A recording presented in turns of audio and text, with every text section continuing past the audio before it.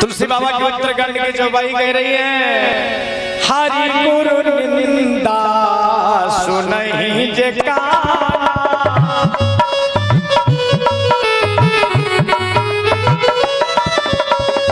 हरि गुरु निंदा सुनहि जे काना,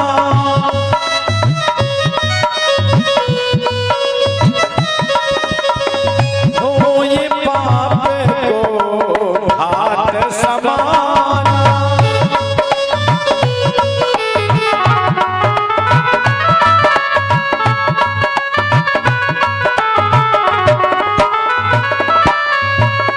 हरि गुरु निंदा, हरि माने भगवान, अब गुरु जी की जो निंदा अपने कानों से सुने करना तो बड़ी दूर की बात। हरि गुरु निंदा सुनहि जे काना, हो ये पाप को घात समाना। और जो निंदा करते हैं वो क्या बनते हैं अगले जन्म में? जो भगवान की निंदा गुरु की निंदा करते हैं ऐसे लोगों को कौन सी योनि प्राप्त होती है? मेढक वाली, दादुर। और दादुर माने होता मेढक, जैसे मेढक टर टर किया करता तो अगले जन्म में उसको मेढक की योनि प्राप्त होती है, दादुर की योनि होती है।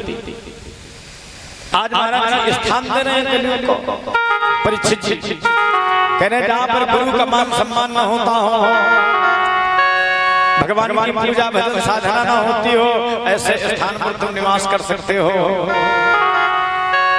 कलियुग ने कहा महाराज अगर थोड़ी सी जगह और हो जाए तो बड़ा आनंद आता, कम है स्थान, थोड़ा स्थान और बढ़ा, चलो थोड़ा सा स्थान और, जहां पर पाप अनीति अधर्म अन्याय से कमाया हुआ धन हो, स्वर्ण हो, ऐसे स्थान पर भी तुम निवास कर सकते हो। बोले महाराज अब पर्याप्त स्थान है, अब हम निवास कर जाएंगे, परंतु कहीं जाने की आवश्यकता नहीं। पाप अनीति अधर्म अन्याय से कमाया हुआ धन, कमाया हुआ सोना, स्वर्ण में जिस जगह स्वर्ण की कांति रहे तो तुझे निवास स्थान रहे। कलियुग ने विचार किया तो कहीं जाने की आवश्यकता नहीं, महाराज जी ने तो मुकुट सोने का लगा रखा। अब राजाओं से तो नीति नहीं होती, अनीति भी होती, अधर्म भी होता, तो इनके घरों में जो धन आएगा, जो सोना आएगा, उससे कहीं नीति होगी, कहीं अनीति होगी, अनीति का भी धन होगा। अब महाराज ने क्या किया? कलियुग ने सूक्ष्म रूप बनाया और सूक्ष्म रूप बना करके महाराज परीक्षित जी के स्वर्ण मुकुट में समाहित हो गया। जहां के लोग सोते जाता वहां भी कलियुग रहता, और जहां सोना अधिक है वहां भी कलियुग। जिनके पास ज्यादा सोना चांदी धन दौलत है ना, उन लोगों को यहाँ अगर लिटा दो तो नींद नहीं आएगी सारी रात, उन्हें नींद नहीं आएगी। हमारे महाराज जी रोज यहाँ परमानेंट रहते हैं, उन्हें कोई फिक्र ही नहीं है, क्योंकि तुलसी मगन भय हरि गुण गाय के, तुलसी मगन भय हरि गुण गाय के, तुलसी मगन भय हरि गुण गाय के, सब पाले कुटुंब कबीला, ये संसार के लोगों की बात।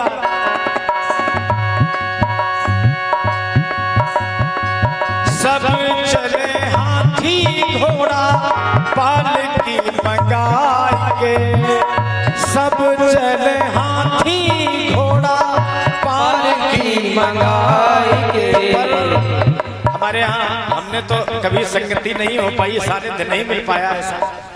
कल चर्चा हम लोग कर रहे थे सरकार की, महाराज जी की, साहब बाबा जी की, तो बता रहे थे कि जब बाबा गंगा जी को जाते थे स्नान करने तो हम लोग पीछे पीछे दौड़ते थे, और वो स्वाभाविक चल रहे होते थे, हम लोगों को दौड़ना पड़ता था पीछे, और तब भी उनको पा नहीं पाते थे, तो वो कैसे चलते थे?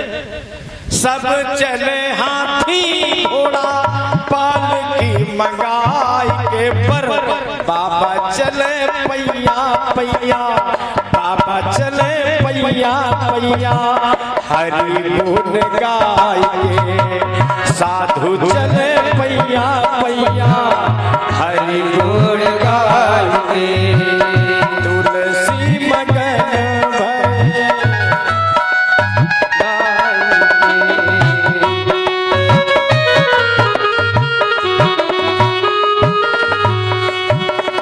सब ओढ़े साला तू साला रेशमी मंगाई के सब ओढ़े साला तू साला रेशमी मंगाई के सब ओढ़े साला तू साला रेशमी मंगाई के पर साधु ओढ़े कारी कमली साधु ओढ़े कारी कमली भस्म रमाई के साधु ओढ़े कारी कमली भस्म रमाई के तुलसी मगन भय हरि गुण गाय के तुलसी मगन भय हरि गुण गाय के सब खाए लड्डू पेड़ा बर्फी मंगाई के सब खाए लड्डू पेड़ा बर्फी मंगाई के हमारे महाराज जी क्या खाते थे आप सब जानते हो। कभी किसी से कहा कुछ ले आओ या कभी कोई लेके आया हो तो महाराज जी ने रख लिया हो आप लाए आपके सामने स्वाहा और तब भी ये नियम था अब भी ये नियम है महाराज जी बैठे आप कितना भी ले आओ ढेर लगा दो थोड़ी देर में सीताराम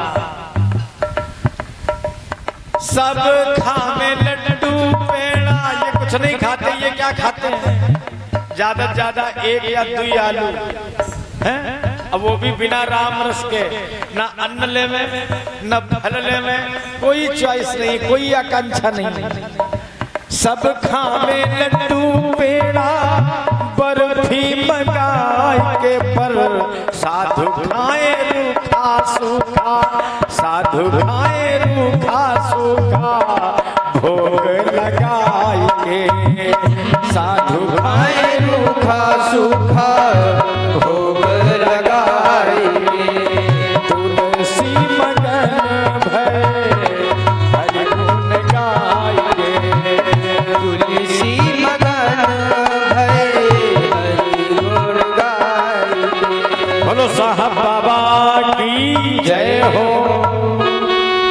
तो महाराज संत का जीवन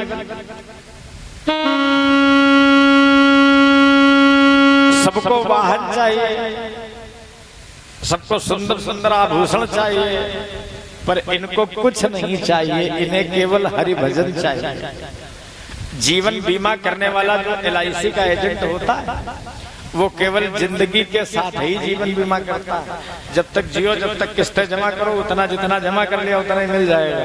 लेकिन ये जो संत है ना हमारे ये साधु हैं ये साधु आजीवन का बीमा करते हैं ये एजेंट हैं हमारे ये परब्रह्म परमात्मा तक मिलाने का काम करते हैं इसलिए ये सबसे बड़े एजेंट हैं और इन एजेंटों को अगर भूल गए तो फिर कुछ मिलने वाला नहीं है। ये सबसे बड़े एजेंट हैं परब्रह्म परमात्मा तक पहुंचाने के लिए माध्यम तो यही है इन्हीं के माध्यम से तो हमने ब्रह्म को जाना।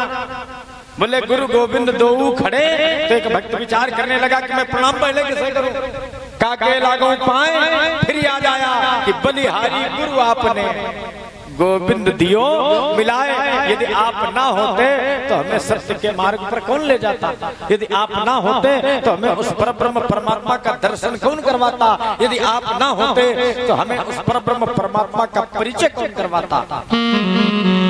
इसलिए महाराज परीक्षित जी के मस्तक पर स्वर्ण मुकुट लगा और उसी स्वर्ण मुकुट में कलयुग महाराज ने सूक्ष्म रूप बनाया छोटा सा रूप बना करके बैठ गया। अब जब कलयुग समाहित हो गया मस्तक पर तो जिसके मस्तक पर कलयुग विराजमान हो जाए फिर उसकी स्थिति कैसी होगी। अब यहां से चले कलयुग को मस्तक पर बिठा लिया इन्हें पता नहीं ज्ञात नहीं चल पड़े गदा धनुरुद्दम में विचरण मृगयाम बने मृगान गुदता श्रांता क्षुधित त्रसितो भृशम।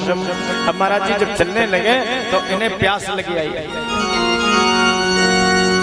क्षुधित त्रसितो भृशम, भूख भी लगी प्यास भी लगी, कहीं जल मिल जाए तो जल ही पी करके अपनी प्यास बुझा ले। अब मार्ग में चले जा रहे थे तो जाते जाते इन्होंने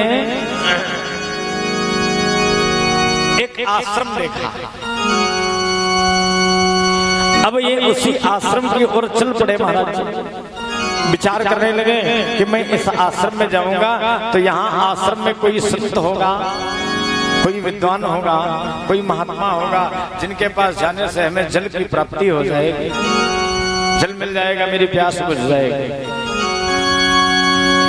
आज महाराज जी संत के आश्रम में पहुंचे तो यहाँ पर महात्मा जी नेत्र बंद करे भगवान नारायण की ध्यान साधना में। अब संतों का तो काम है, एकांत में बैठे तो अपनी ध्यान की मुद्रा में आ गए, तपस्या की मुद्रा में आ गए, ध्यान कर रहे थे महाराज जी बैठे। परीक्षित जी महाराज पहुंचे, परीक्षित ने देखा एक संत बैठा तो है परंतु ये पता नहीं है कौन, इसने मेरा स्वागत नहीं किया। जब हम जाते थे तो खड़े होकर मेरा स्वागत करता था। संसार में जब भी कभी हम कहीं पहुंचते थे तो कोई भी व्यक्ति हमें देख करके खड़े होकर के मेरा स्वागत किया करता था, और आज मैं इस आश्रम में आया तो ये संत आंखें खोलकर मुझे देख भी नहीं रहा है। यही तो